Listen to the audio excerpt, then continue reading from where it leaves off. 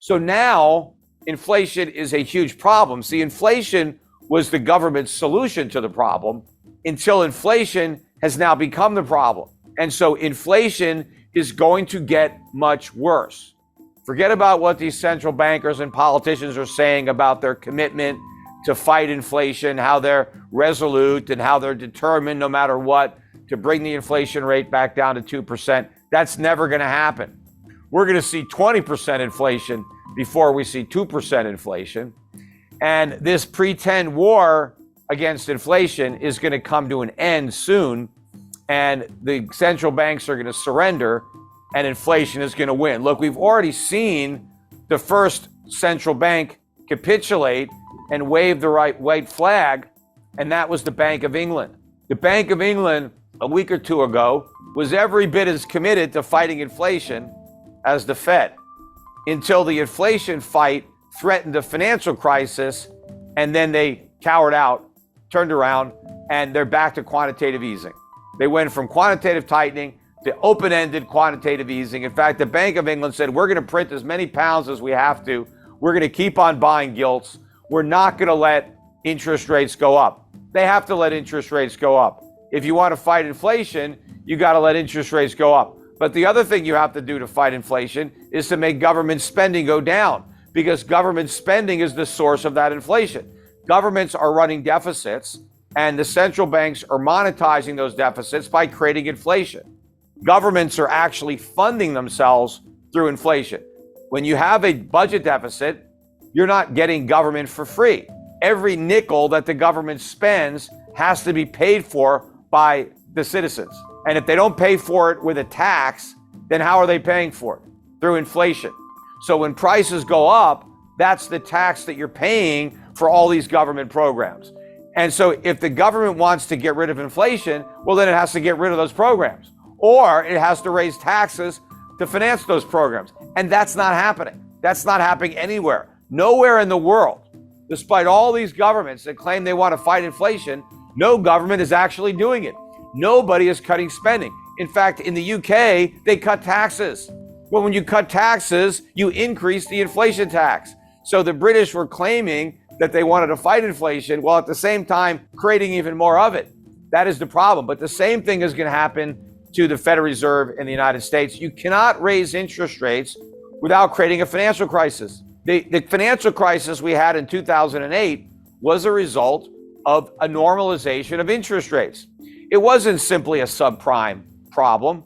The reason subprime was the problem was because it was debt. People borrowed money and they couldn't pay it back. Why were they able to borrow the money? Because it was cheap. The Fed lowered interest rates to 1%. They created a housing bubble. Housing prices went up. People borrowed money against those inflated property values. They borrowed money with artificially low interest rates. And when interest rates went up, property prices went down. People didn't want to pay their mortgages. You get a financial crisis because now the banks didn't get their money back. They loaned all this money out. They didn't get it back. That was why we had a crisis. Well, today we have much more debt than we had in 2008. We had 0% interest rates for almost 10 years. Think about all the debt that was taken on during those 10 years by not only the government, corporations, private citizens. Do you think they can repay that debt when rates normalize? Of course not. And what happens when rates go up, asset prices come down. It's like the other side of a seesaw. The lower interest rates are, the more expensive stocks are, the more expensive real estate is. But as interest rates go up, those prices come down because it's all a function of interest rates. So if I borrowed a bunch of money to buy a house and now the house goes down, I have no equity and my mortgage payments are up, I'm mailing in the keys. But you have all these companies in America that have been losing money. In fact, in 2021, it was a record year in America for money-losing companies going public. Now, how do all these money-losing companies stay in business? Because the company is supposed to generate a profit to stay in business. How do you lose a bunch of money and still stay in business? How do you pay your employees? How do you pay your rent? Right? How do you do anything? Well, the companies were selling stock to the public. They were raising money by selling stock, and a lot of companies were borrowing money to pay their expenses, taking on debt. But it was all great when rates were at zero, And people were willing to buy these overpriced stocks when rates were at zero. They're not willing to do it when rates are at 4%. And in order to fight inflation, they got to go much higher than 4%. Despite the rate increases, federal funds rate in the United States right now is about 3.25% to 3.5%. Inflation, even the way the government measures it, is 8.25%. That's negative 5% real interest rates. You're not going to fight inflation with negative 5% rates. You're going to create more inflation. The only way that you can fight inflation with higher interest rates is if the interest rate is higher than the inflation rate. And it can't just be a little bit higher. It's got to be meaningfully higher. In 1981, when Paul Volcker raised interest rates or allowed interest rates to go up, short-term rates went to 21%. The highest inflation got was 13.5%. So that's what it took. People had real interest rates. The reason you need that is because you've got to stop people from spending money. That's what's the demand. It's spending. You've got to get people to stop spending and start saving, because that accomplishes two things. It reduces demand, but it increases supply. How does it increase supply? Well, when you spend money, when you save money and you don't spend it, that money can finance capital investment that will lead to more production of goods. And so you increase the supply of goods while decreasing demand for goods, prices can come down or stop going up. That's what you need to do. Now, if interest rates are negative, that is not going to encourage anybody to save. If rates are negative 5%, you're going to lose 5% a year on any money you save. Why the hell would you save? You wouldn't. You're going to spend your money as quickly as you get it. You're not going to save it and lose 5% a year. Now, if the Federal Reserve raised interest rates up to, let's say, 10% or 15%, then you might save your money. Hell, I could put my money in the bank and earn 15%. I'm not going to spend it. Even if inflation is 8%, I'm still 7% ahead. I'm going to save my money. I'm going to earn all that interest. I'm going to spend my money in the future, because then I'm going to be able to spend the interest that I earned on my money. That's what the Federal Reserve needs to do. But they're not doing that. Also, we are running $2 trillion a year deficits in the United States. Where's the money coming from? It's coming from the Federal Reserve, or it was. There's no other source, because if the Federal Reserve isn't going to print all that money, then the private sector is going to have to buy all those treasuries. But the private sector doesn't want those treasuries. Foreign central banks don't want those treasuries. They need to sell the treasuries they've already got. They don't need to buy any more. There is no way to finance these deficits, so the government has to cut spending. But they haven't cut any spending. In fact, if you look at the Inflation Reduction Act, that was a spending bill. They increased spending to fight inflation. How are you supposed to do that?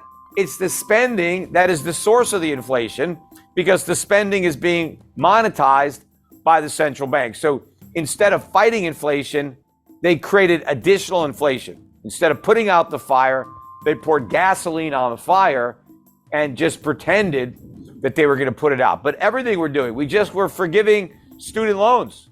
In fact, we told people that have student loans, you don't have to pay those loans. Just go out and spend the money on other stuff. Buy more goods, buy more services, push the prices even higher. You see, the Federal Reserve and other central banks are at an inflection point. They're really in a situation where they're between a rock and a hard place, and they're damned if they do and they're damned if they don't. Because for years, they were able to kick the can down the road by creating inflation and sweeping the problem under the rug. But now that inflation has become the problem, they can't solve the inflation problem by creating more inflation, because the solution to every problem has been inflation. The economy is weak, print money, lower interest rates. Companies are failing, let's bail them out. How do we pay for that? Print money, create inflation. So inflation has been kind of the one-trick pony. It's been a cure-all. Whatever ails us, just inflation is going to be the cure. Well, now that inflation is the disease, where's the cure? There is none. Any more stimulus, and we end up with an overdose. And that is where we are right now. And what's keeping everything going, the reason that we haven't already seen a collapse in the bond market or a collapse in the value of the US dollar, the reason we've had a rally in the dollar is because the world is still has faith in the Federal Reserve. The world still believes that the Federal Reserve is serious about bringing inflation back down to 2% and that it has the ability to bring inflation back down, but it doesn't. Remember, it was the Federal Reserve back in 2008 or 2007 that said not to worry about the subprime market. It was contained. Of course, we saw how contained that was. But even before the subprime problems, they told us there were no problems. They said there wasn't a real estate bubble. And they said even if the real estate prices went down, it wouldn't hurt the economy because it was so strong. So the Fed has a very bad track record. And more recently, with respect to inflation, first the Federal Reserve said we didn't have enough inflation. Then when inflation got to 2%, they said, oh, well, we need to have it a little bit higher than 2% to make up for all the years that it was a little bit below 2%. And then when it got much higher than 2%, they said, don't worry about it, it's transitory. It's all going to go away on its own. And they said that for a year as inflation got worse and worse and worse until they finally admitted that it wasn't transitory. And so now they're claiming that they're going to solve the problem. But that's another lie. It's just like the transitory lie. They knew inflation wasn't transitory, so why didn't they admit it? Because they couldn't fight it. Because they knew that fighting inflation would crash the house of cards that was built on a foundation of inflation. Everything the Federal Reserve has done has been to artificially prop up an overly leveraged economy. Well, the minute they try to fight inflation, they knock out those props and everything comes collapsing down. That's why they pretended it was transitory, because they didn't have the guts to do something about it. It was only when the problem became such a big political, hot potato, and everybody was worried about inflation, that the Federal Reserve finally said, okay, we're going to do something about reining in inflation, but they don't have the ability to actually live up to those commitments. Now they can pretend and they can hope that inflation just goes back down to 2% all by itself, because they're talking about how committed they are to bringing it down, but they can't do it without creating a financial crisis. In fact, the rate hikes that they've already delivered, even if there's nothing else behind it, will create a financial crisis. It's just a question of how much time.